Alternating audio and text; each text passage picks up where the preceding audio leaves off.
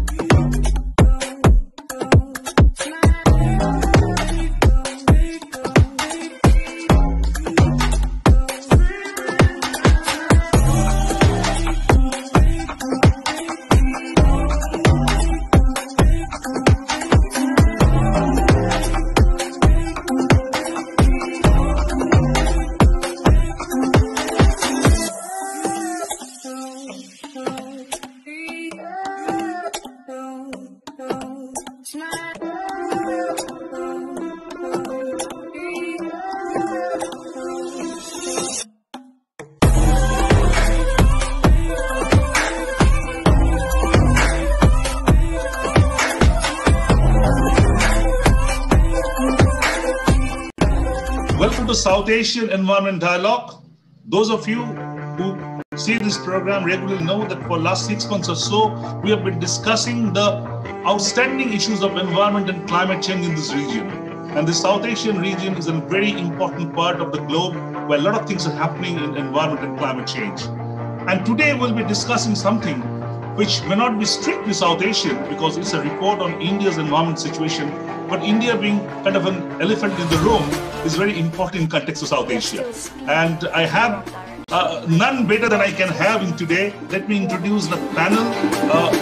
Sunita Narayan, an environmentalist, the globe knows, Director General of Center for Science and Environment, a major think tank in not only South Asia, but globally on environment, editor of Down to Earth, and I think one of the biggest and strongest voice on environment and climate change in the region. Welcome, Sunita, for your time. It's a great opportunity to have you in the program. Thank you, Jayanta. I'm really Thanks, Sunita. We know each other for a long time, and this is a real opportunity. And I have with me Visha Mohan. Visha is editor environment in Times of India, one of the biggest media house, not only in India, but globally. And Visha, you have been to this program earlier. It's great to have you again. Welcome, Visha, to the program. Thank you, Jayanta. Thank you. I have with me Kalpana Sharma. Kalpana Sharma is she's an independent journalist, columnist, author on environmental and developmental issues and as well as gender. And more importantly, she co-edited the first edition of this report. I think it was called Citizen Report at that point of time, but she co-edited it. So it's great to have you, madam, and let know from you the kind of a background, why you started it all, and when I think even the Minister of Environment was not formed. So that's something really to know from you. And the last but not the least, I think the very important person is Richard Mahapatra.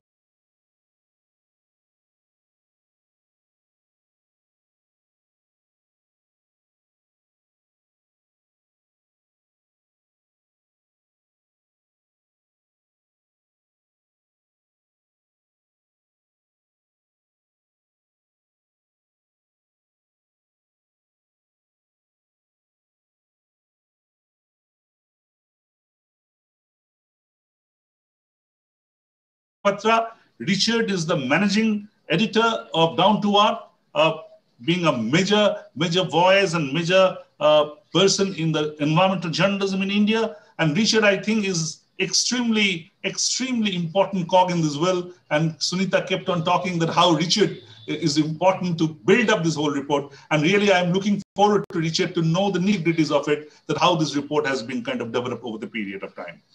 Thank you. Let me start with Sunita.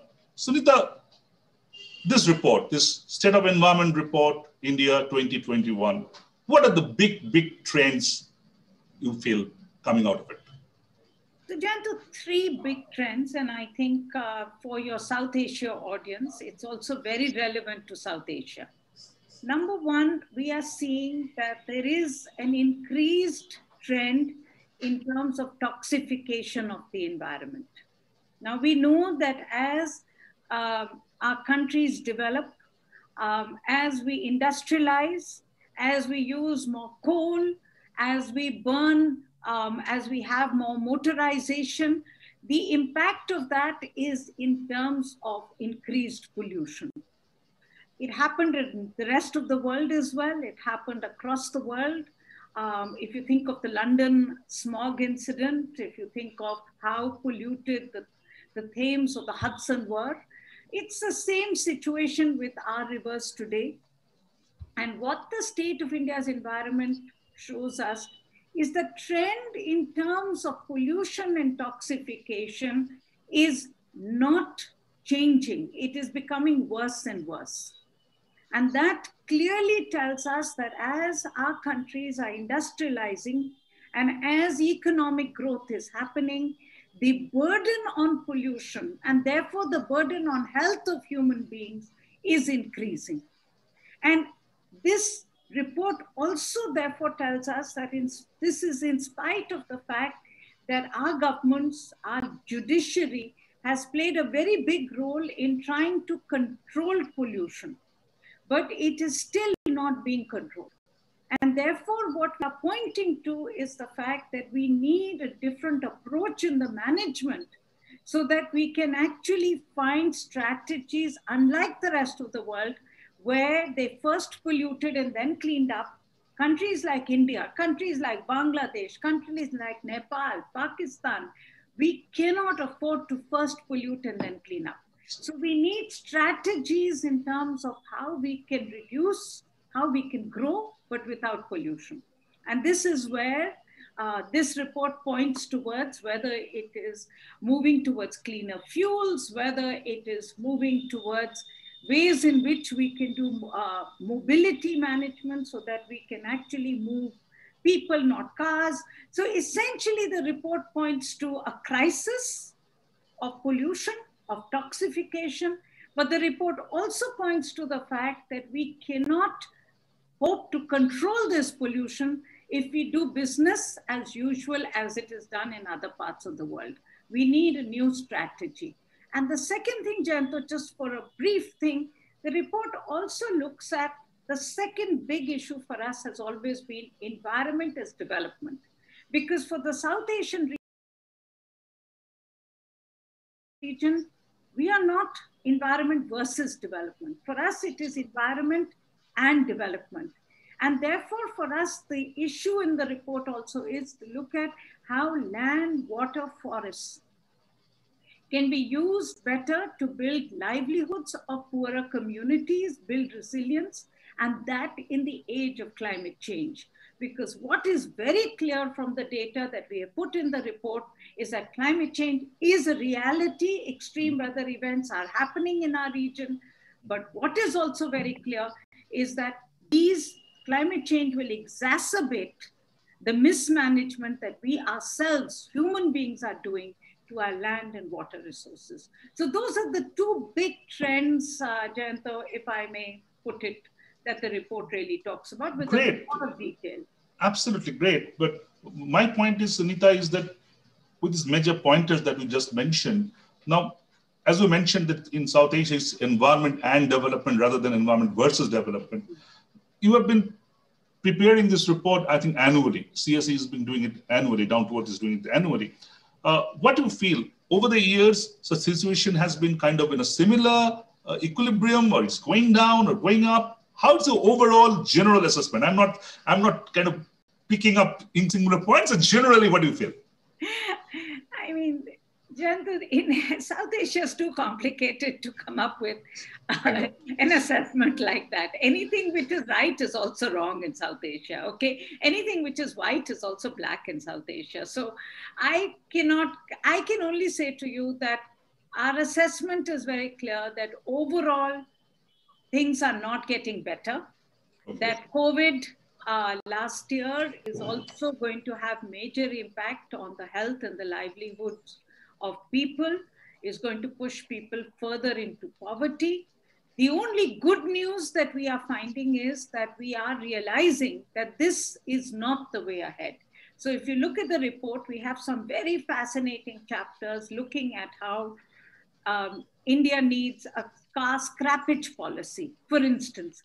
Now, in the past, we would have said, let the older cars move to other parts of the country. Today, we are saying, no, we need a car scrappage policy, and we need a policy in which actually the new vehicles that are produced in India are made with materials which can be recycled. Okay? We are also saying that the government of India has actually accepted the fact that our city waste management requires a strategy which is make cities zero landfill. So for a long time, the government of India strategy was for waste management was, clean up the garbage from your cities and transport it to a to a landfill site. Today, the government itself has accepted, and that's a very good and a positive sign that the government of India has accepted. We need a zero landfill strategy. We need to process our waste. However, what our report points out is that in spite of the government saying that they want a zero landfill strategy, they want to move towards processing the waste, the actual indicators and the marks that are given under the ranking of cities of the government of India still incentivize what is called visible cleaning. I've got a clean city. Now, a clean city can mean that I've swept the roads clean, but it does not mean that I process the waste. So I'm not on a sustainable route. So I think what the report points out is both the problem, but I think more importantly, the SOE 2021 talks in every chapter on what is happening in terms of the implementation of the solution and how are we moving towards it and what more should we do. And I think that's what we must now focus on, the solution, the practice and the implementation. Absolutely. In fact, I come back to you after kind of having a quick round with others, but let me kind of mention the overall SDG score. The Sustainable Development Goals score in India is 60. Is 60 as per the report out of the 100. What do you say? It's a kind of a in between, a moderate kind of score. So that's been reflected also on the report. So let me go over. Government of India data. This is Government of India data. Richard, am I right? This is Government of India data. So this is Government of India data. PSC's data. So we are basically nothing unofficial about it. Nothing unofficial about it. Yeah, it's the official data. That's what government says. We are in between. We're not very good. So government is saying that it's doing moderately. Let's put it in that way. Absolutely. So very quickly to the other panelists, and let me start with Kalpana Sharma, who co-edited the report. Madam, I'll be kind of asking you later about the kind of background what you started it. But at this point of time, you have gone through this report, and what's your idea about the report? You have seen the report, and anything you would like it to kind of add on in the future editions? What's your point, Madam Sharma? Yeah, well, very briefly, let me say that first report, which was in 1982, I was not part of the process from the beginning, but I did come in to edit it. And for me, it was like a schooling in environmental journalism to be working with someone like Anil Agarwal. And I think the important thing in it was that it was a citizens report. And let me just explain why I think that is really important, is because when we discussed, for instance, the focus of the chapter on energy, I had presumed it would be, hydropower, thermal power, etc. Anil was very firm that it should be cooking energy, because he said that is what actually is the need of the poorest and the majority of people in this country. And also it's a gender issue, because it is the women who collect the fuel. And I've always remembered that in all the years that I've been writing on environment, this is a perspective that we need. very glad that in this report, for instance, there's a perspective piece which says planetary justice must put marginalized and poor at the center stage. It's by 4 authors. And I think the thrust of their argument is precisely the same. That, we can talk in all kinds of technical ways about the environment, but the people who suffer at the end of it are the people who are anyway marginalized by our societies, by the economy, the way it is in all our countries, all over South Asia, and all over the world, I would say. And it's very good that CSE has stuck to that original brief, even though this is not a citizen's report in the way the first one was conceived, but the thrust of it remains very much the same. And I'm personally very glad for that. You would like, Madam, anything to add on to this report, or do you think it's fine? It's doing fine. There's nothing required to be added on. I think that perspective that the first report brought in, it's a very difficult way of doing it, because you have to get reports from on the ground from groups, often community and activist groups who don't know how to write, who send in the information. We went through this painstaking exercise of taking official government data, but also trying to find independent sources and match them, and rewriting what the group sent us, because obviously it was not in a form that could be put in. But I think it was richer. So it's a very, there's a couple of things on habitat, I can talk about it later, where I think this kind of thing can be done. Okay. Great. Bishop, your take. I think we journalists, we are often having a problem, especially in India, the quality and quantity of data. So having this kind of report, which has, I think, enormous amount of data, what's your take on it? How you think it can be what's your suggestion about taking it further forward, Bishop? We journalists love these kind of data. Whenever you find absolutely. You can do 100 stories out of this report. It's right. Fascinating. It's fascinating. Absolutely. Please. 100 stories you can do. Yes, they just give it to you on a platter. Yeah. Yeah. And when you get all the data at one place and you have to do story, then you have to look for one story which you do the first day. Obviously, there are multiple stories which can be done throughout the year, but when the report is released, when you look at which first story we can do. And in yesterday's report, I must say, I found the industrial cluster explanation and all the data. Maybe the policymakers and readers would like to read what happened to our index process and where we stand vis-a-vis 2009 performance is concerned.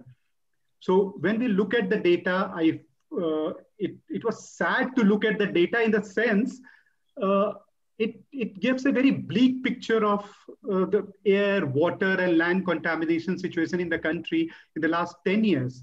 So the very idea of the CPCB to come out with this index to tell the people how we are improving, but we have not improved. So from journalist point of view, we generally look at these data and would like to tell the policymakers where we stand. So I found this data yesterday quite interesting, and all over the report, there are a number of things which... In fact, exactly. I'll be coming to those. I think that those are great data and growth. In fact, we journalists are a bit of a sadist actually. If you have a good data that government doing very well and like that doesn't sometimes cut eyes with your editor, and you have to kind of have looking forward for those loopholes sometimes. But these are great data and these are great report. I worked on this air pollution part of it. I think there's a very, very important data in there. As you said, you were working with the industrial pollution. But great.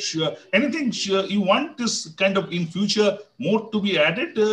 Your suggestion? Anything on that? Jayanto, I would like to tell Richard about one thing. When I was looking for the industrial cluster data, though scale is there, all the industrial clusters performance scale is there, it would have been great if the exact index number would have been there in that report. Though Sunita's team, Richard's team's always been helpful with all the additional information, but when this kind of report will go to the people who don't know Sunita or Richard, they would like to read something directly from the report. So in that case, it would have been better if we could have provided the exact index, though scale was there. And when I was looking for the story, obviously team members of Sunita and Richard helpful in doing it. And I would say this kind of report is a mirror to the government, mirror to the policymakers, what they have been doing. So these kind of reports always helpful, not only for journalists, also for policymakers. Absolutely. If you visit all the ministries, if you visit the Environment Ministry, in every room, you'll find this report, the previous report of CSE, the Down to Earth report. So it's a mirror for them, and what they have been doing, it reflects there. So it's wonderful to have Great. This kind of Question is, Vishu, whether they are keeping the mirror towards them or away from them. That's the whole question. But let go to Richard. Richard, this report, you did, it's a wonderful report. Let me congratulate you. That's a wonderful report.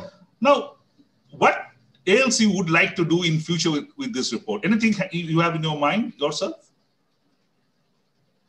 See, it's an annual affair. The report comes, as you said, that it's a mirror. And our primary goal is to disseminate, and if I can say that if you hold the mirror that side, we are holding that. But definitely, sometimes it does have an impact at two levels. One, people to get to read and get that insight to raise the question and equip them with that knowledge. The second is that, yes, definitely even the relevant government departments, the policymakers, sometimes member of parliament, they do actually take note of this. And I can tell you in the last 5 to 6 years, we have close to around 20-25 questions in parliament based on the State of India's environment reports. And particularly, as you pointed out, the data.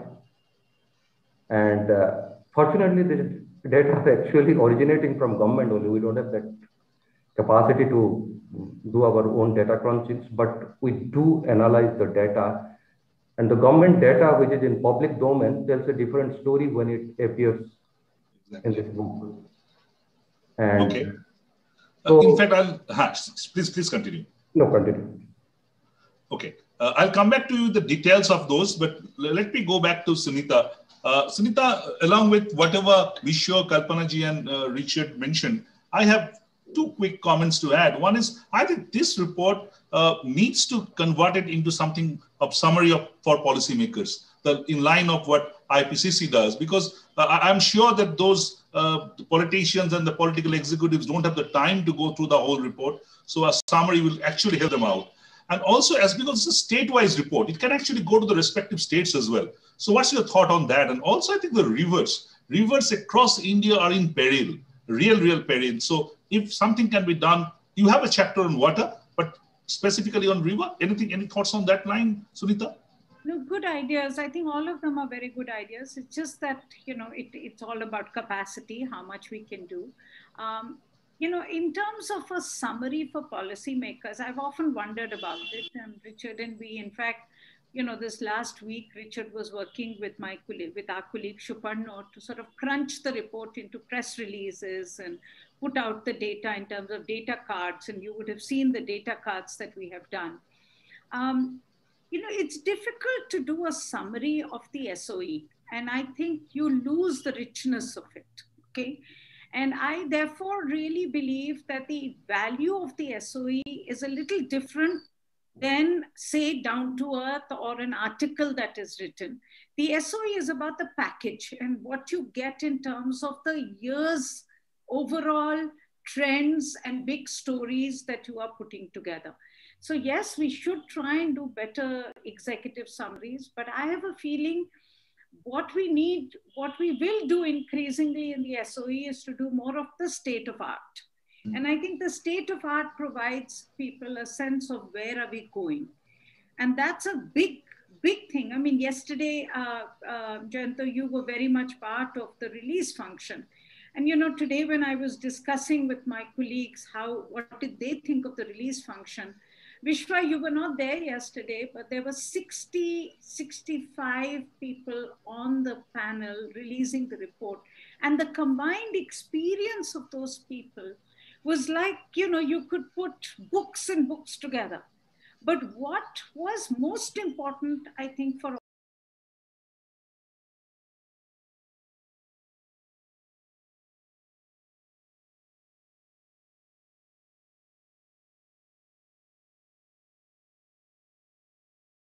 all of us was to understand how the SOEs had influenced. And I find when I go to give lectures, often to say IS probationers or anyone, you know, everybody basically, the SOE is a report which allows a generation to change in the way they look at things. And I think that's where the perspective that Kalpana talked about to me is most important. Because I am always, and Richard and I work together very closely on this, because I'm always very worried, Jayanto, that environment is becoming more and more of a techno issue. And people are basically looking at environment without the politics of environment. And therefore, if you look at the whole breed of environment, what I call the middle class environmentalism, which is growing in India, it has no politics. It doesn't understand the issue of environment as say Kalpana does, or you do, or Vishwa does, which is about the politics of environment, about the marginalization of people, about the right to take decisions of the poorest, about the need to look at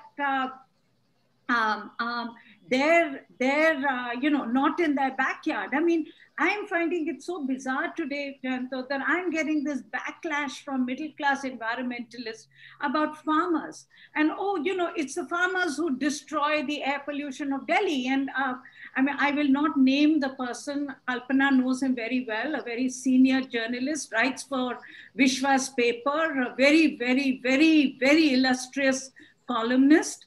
He wrote a recent Sunday column where he said, oh, look at these people, the farmers destroy air pollution in Delhi. How can you be protecting them? And I can tell you, Jayanto, this is the same person who, when we were taking on the campaign against diesel cars, he fought us to say diesel is not a pollutant and I have the right to drive. So when it comes to middle class, it's all okay. I have the right to drive. I have an SUV. It's a Mercedes-Benz, and so it's clean. But the farmer doesn't have the right to pollute.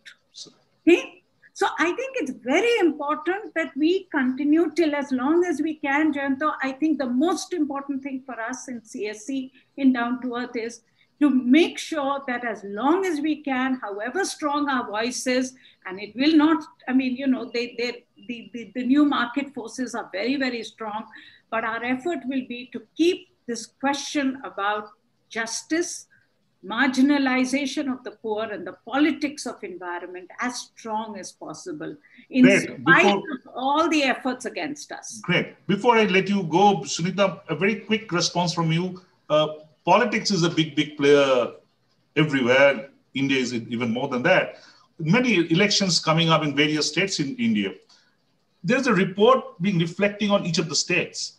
But we find our experience is hardly these data get reflected either in the manifestos or in the campaigning process. These are being kind of an outsider, but these affect the people. Jayanto, you know, I think we should stop asking that question. And if you have any experience, please look at the bitter experience we have in Delhi.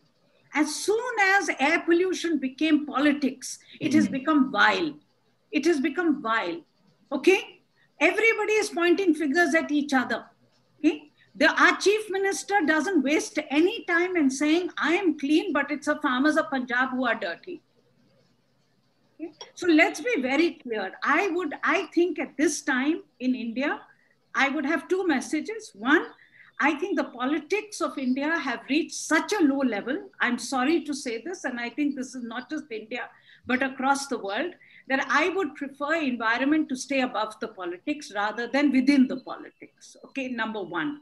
Number two, I think environment is in politics today, because environment is not about anything outside everything that political parties care about. They care about water.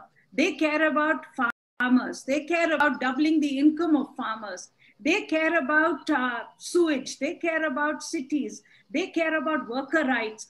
I think political parties are very well aware of environment. It is always in the manifesto. And I don't look at the manifesto in the environment section, because the environment section is very, very bland. Okay?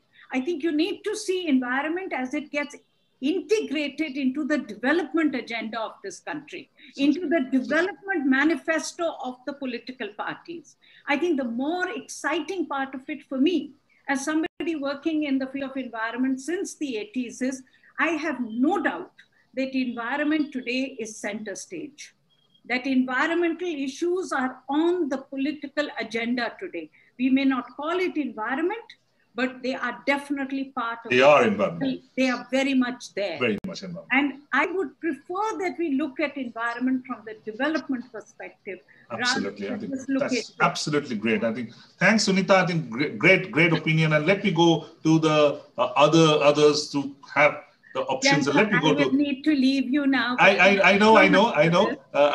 Thank you for your thank kind you, of observation and comments, and I'll come back to you and again and again. We will Thank come you, Sunita. again. Thank you, Sunita, for your time. Let's go to Richard. Richard, I'm looking at the All India report. Let's go to the deep down in the report. Sunita talked about the broad trends. I find that there are 16 indicators in the Indian part, and here we find that the hunger is India's score is 35, gender 42, and life below water is 14.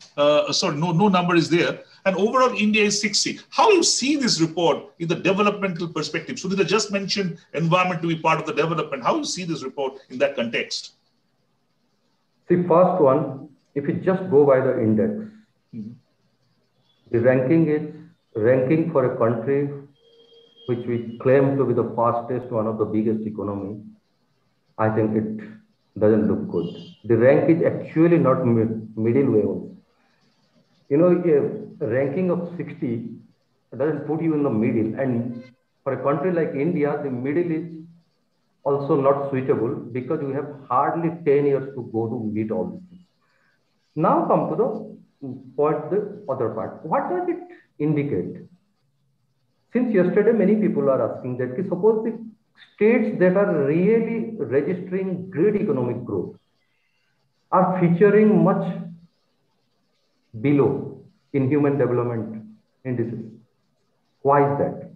I think that's the question. So I think this report has clearly said that, and I can tell you from the experiences that from the last 10 years, we don't find any link between the economic prosperity of the country, that's past trend, and the human development. What does it indicate? It indicates precisely one thing, that your economic prosperity is not leading to the prosperity on the basics of a certain group of people.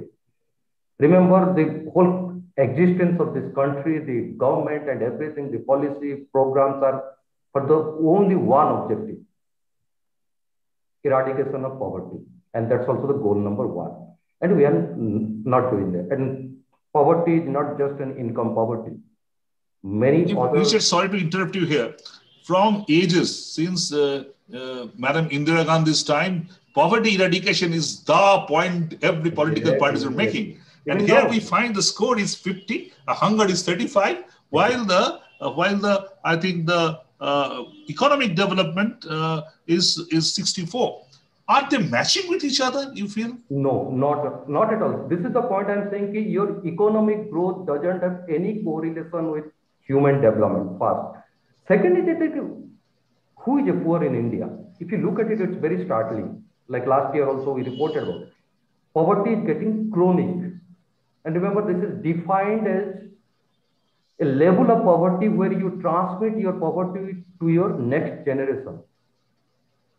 That could be the reason why the absolute number of poor in India is not changing in the last 3 decades.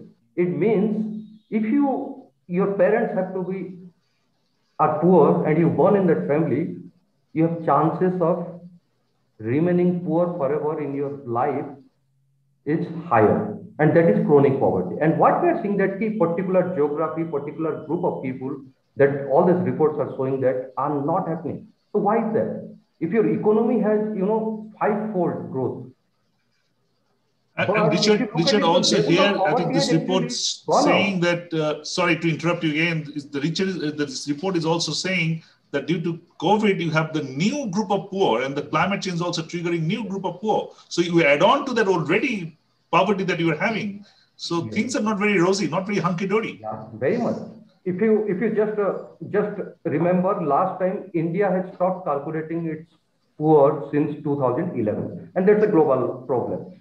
So I'm not touching that. So we don't know who is the poor. But last year we were supposed to have last year, the official estimate of poor in the country. The report was leaked, but was junked. And what that leaked report showed, actually poverty. Okay, let's take this point to Visho and Kalpana ji, and then I'll come back to you for the other parameters perhaps very quickly. Visho, this is a very fascinating point that in one side we aspire to be a 5 trillion economy. We're talking about our economic developments. In the other side, the poverty is still 50. The score is 50. So you're being average, despite from Indira Gandhi to Narendra Modi, everybody talking about poverty eradication. Our hunger is 35, despite having so much food grains in the country. How do you see this? This is a complete mismatch, Visho. This reflects how odd distribution of wealth in India is. And this is not only an Indian problem, this is a problem elsewhere in the world. It means whatever we have been doing, it's being cornered by those who are privileged. Privileged in terms of those who have lands, those who have resources. I'm just giving an example, I think, and it applies to everyone sitting here. For example, we all have our ancestors are from the rural areas. They used to have land. And since they used to have land, they have enough resources to sponsor our education. So now what happened, even after so many generations, our families have land, our families, we all got education and we got job. So we are here. But the people who were landless, still landless. So it's a kind of, this is the model which is there everywhere. And this is the problem because really every politician, everyone talks about eradication of poverty, but how they will eradicate the poverty, no one actually working on the ground how to do it. They're not working for the people they're supposed to do it.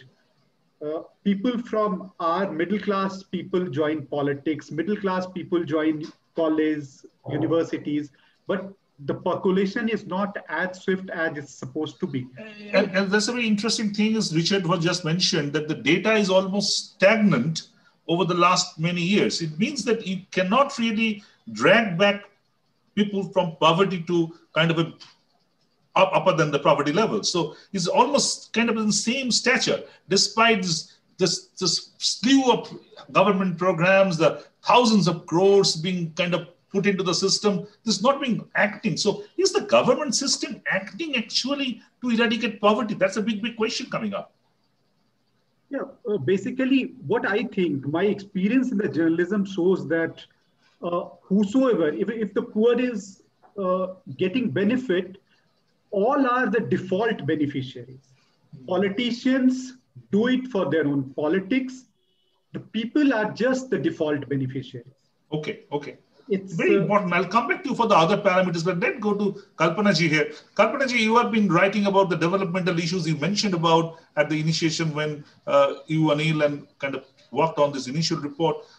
Since then, generally, not only this report, this poverty and this whole issue, how you feel that has it been really been kind of taken care of, or all these are political slogans we hear about eradication of poverty? I mean, obviously, as we have already discussed, obviously it has not been taken care of. And I think this idea of anything percolating from above to below, let's forget it. It doesn't happen like that.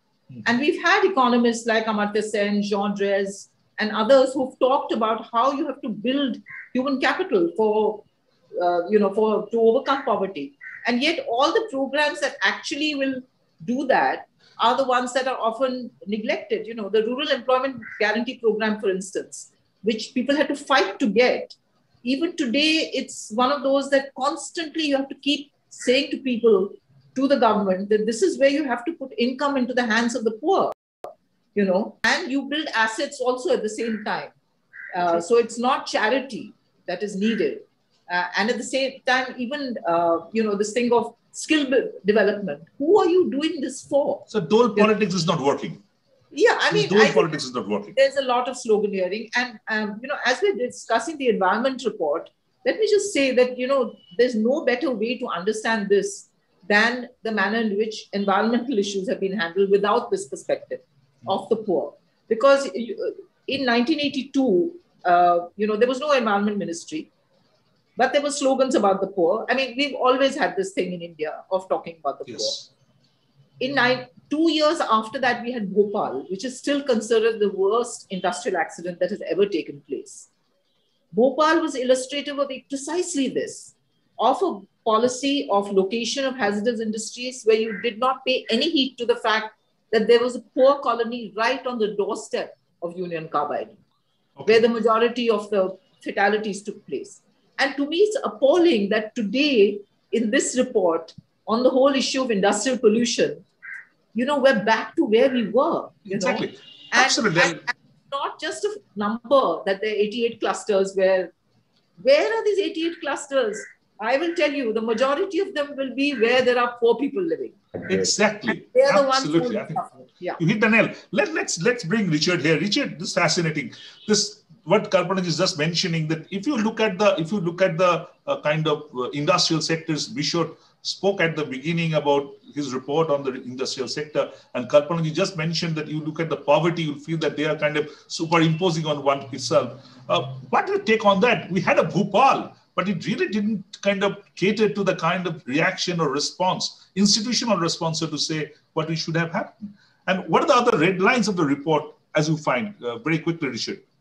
I think another red line, this is being still, we are in the middle of the pandemic, as it has opened also with a special pull-out, the section on the pandemic. Like all the challenges in the contemporary world, whether it's climate change or the pandemic or anything, these major global events do have class and caste bias. They impact the poor the most. So if you look at it, the fault line, as I said, that the pandemic, whom did it actually impact the most? And as it pointed out, you have a new chip. You are adding new poor to the already large section of the poor. Second, like we are creating a pandemic generation, as this report shows that, quoting various studies that, by 2040, those who are born now will be joining the workforce. And that workforce will be actually stunted. And why is that? And it's very clear that those who are poor have already suffered due to the pandemic. Then the second is that now, as the overwhelming crisis, government tends to actually just react and give some relief. Okay. So this is one red line. Other red lines you feel, Richard? The other, I tell you, come to this. The other, I think the big one is that overall ecological degradation that this report points. And why I'm telling you it's a red line, it's not just that pretty trees and tigers kind of things. It's because India's biodiversity definitely impaired. The degradation is too high. And why we should be concerned is that this biodiversity is the main economy of India's poorest communities. So these are all linked. These dots are all being linked. These dots are all linking. Yes. A forest precisely contributes 80% of a tribal person's. They depend on nature for survival. Yeah. Okay, I think two very important points. I'll come back to you, but let's go to Bishop. What, according to you, are the red lines or the real point of concern from this report, Bishop? Look at the basic issues, just basic issues: air, water, soil contamination. If you look at and look beyond industrial clusters, air pollution is there. We all are facing it. We all breathe foul air. Even politicians and policymakers breathe the same air, which poor breathe. But still they are not working on it. So this is horrible. If you look at Delhi's situation, and not only the Delhi situation, the entire Indo-Gangetic plain, the same kind of topography and same kind of problem, they're actually not working on it. One policy decision leads to another policy decision, leads to another policy decision. As Sunita earlier pointed out, politicians are actually not working on it. Though there is a lot of awareness due to air pollution, water pollution and all. So people, through their voices, people have started asking questions to politicians. So now they're just responding to it in a very, very sketchy manner. So I think whatever these data shows, it reflects that we are not at all working on addressing those issues. Okay. The basic issues of air, water, land contamination, we are not actually, we are not. And I'm just giving an example. We had, Sunita also pointed out about the farmers' involvement in air pollution and all. I can give you an example why farmers have started burning stubble. In fact, we introduced the policy under which they have started, they switched over from the wheat to paddy cultivation. So it's the government which incentivized them to go for paddy. And that in turn... Thereafter we introduced, once we introduced paddy, then they will have to depend on the extract water, more and more water. When we started depleting water, what the government did in Punjab and Haryana, they came with a law which says that before that period, you cannot sow paddy. So what happens? The paddy sowing period extended from mid-June, from early June to mid-June towards the end of June. And when they have started doing this, the period between the next sowing and the harvest is so little that they have to depend on burning a paddy. So policy decision will have to take care of all this. We cannot blame the people who are actually doing it. Exactly. I think very important. I'll come back to you, final kind of question round. But before that, to Kalpanaji. Kalpanaji, according to the red lines, for example, gender equality, all said and done, is still only 42. The score is 42 in gender equality. What's according to you, are the red lines in this report?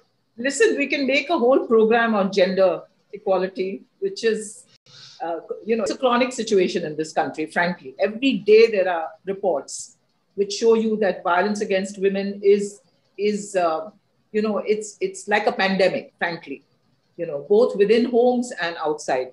But let me give you two things that I feel very concerned about, which this report brings out. One is the whole question of habitat.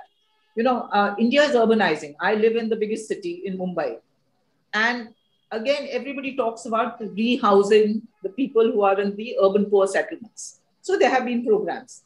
Now, because of global warming and because there is money coming in, the government of India has launched something called the India Cooling Action Plan, which is very laudable in order to construct houses that do not require energy to cool them. So you have that on the one hand. On the other hand, all the government programs, whether it's central or state government, have continued to build these houses for the poor where they're worse off than when they were living in their huts. Because in Bombay, there are these 7-story structures with hardly 8 feet distance, no place to breathe, and often located right next to a dump with poisonous fumes coming, And this is atrocious. To me, this is the root of what I'm saying, that development policy is naam ke vaste, for the sake of it, it does not actually look at the needs of the poor. So if you want to rehouse the poor, surely you have to look at the livelihood, and there should be a qualitative difference in the way they live. And here we are finding that people are actually much worse off than they were.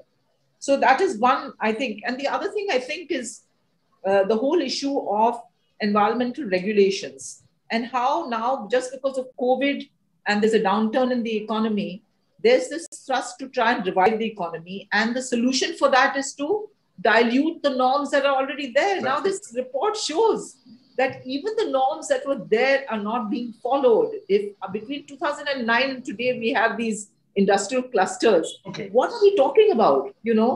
So, I just feel the whole thrust.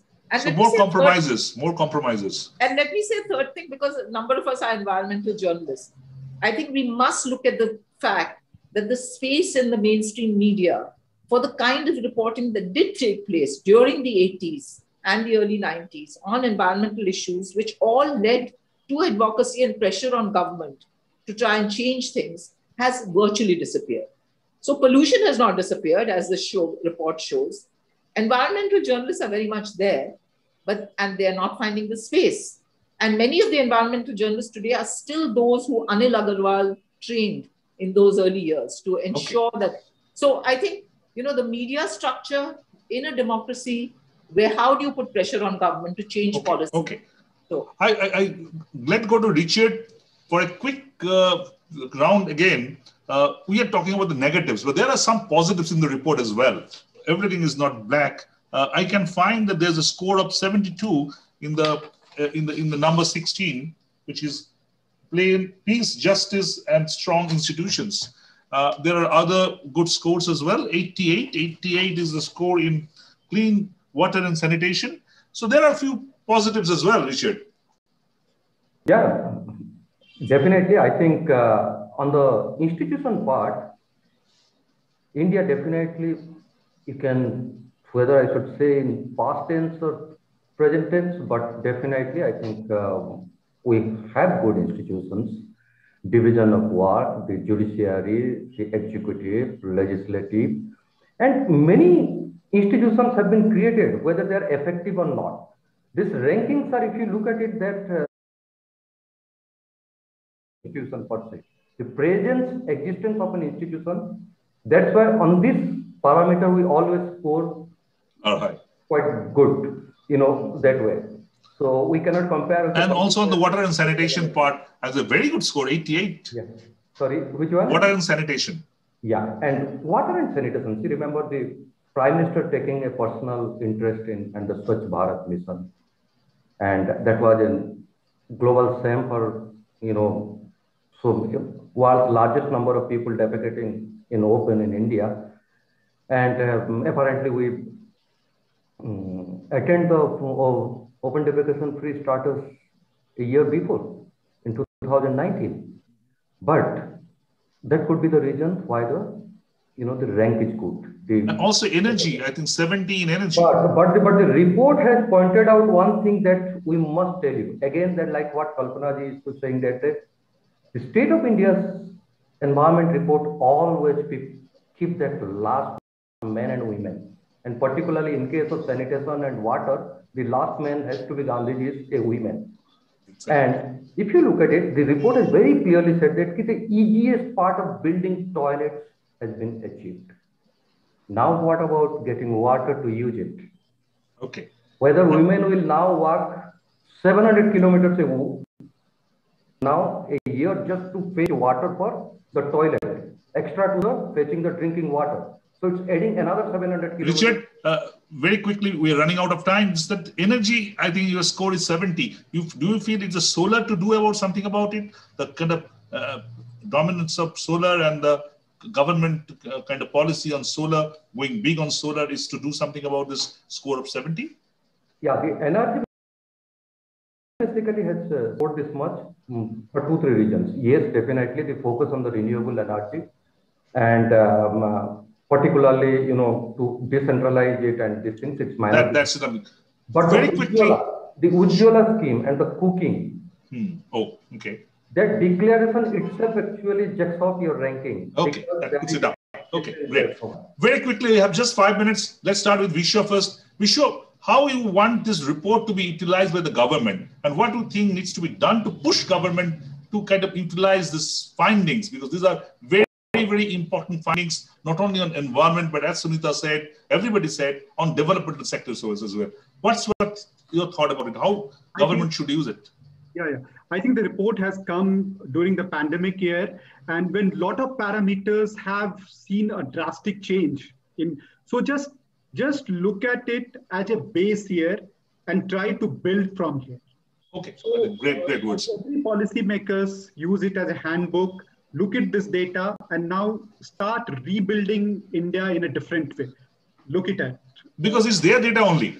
because as Richard and Sunita pointed out, it's government data. So it's not really that this is something unofficial or some NGO data. It's a government data.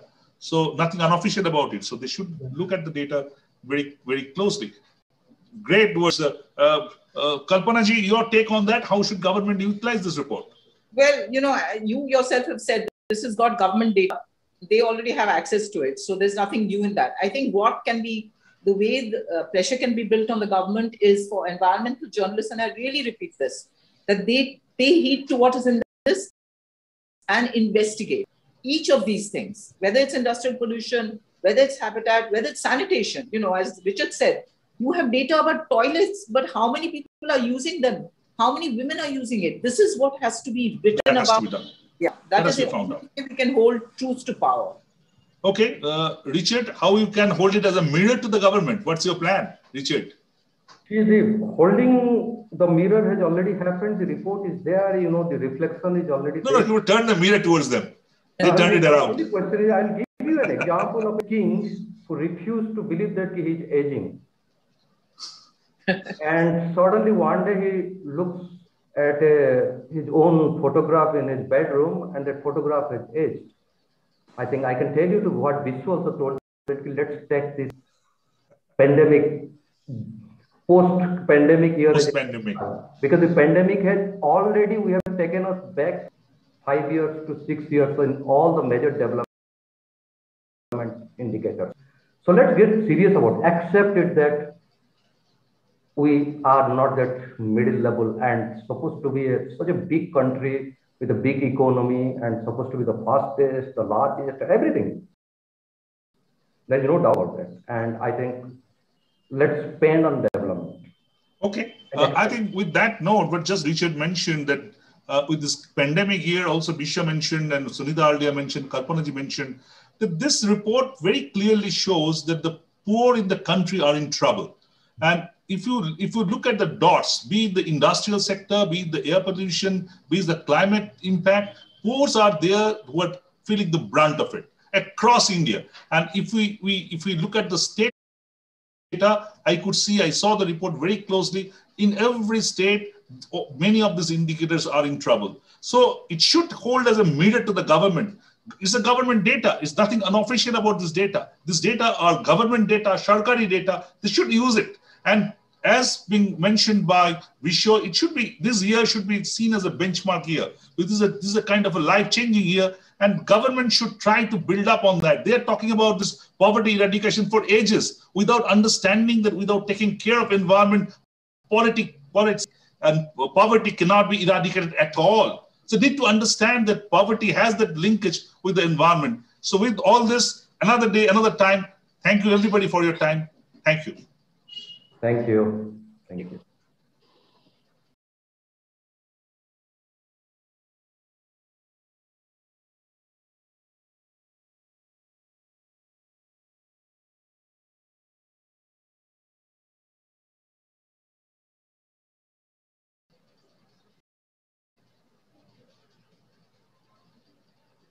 Welcome to South Asian Environment Dialogue. Those of you who see this program regularly know that for the last 6 months or so, we have been discussing the outstanding issues of environment and climate change in this region. And the South Asian region is a very important part of the globe where a lot of things are happening in environment and climate change. And today we'll be discussing something which may not be strictly South Asian because it's a report on India's environment situation, but India being kind of an elephant in the room is very important in context of South Asia. And I have